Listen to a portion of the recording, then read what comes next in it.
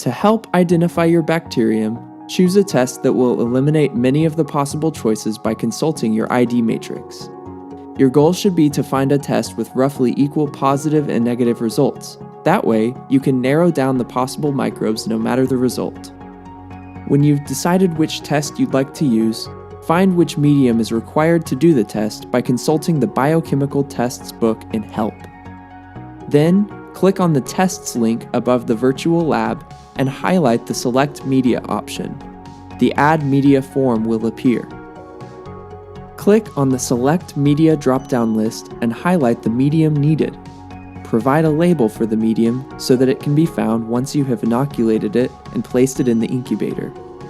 A tube of your unknown bacterium will appear at left, and your selected medium will appear at right on the lab bench.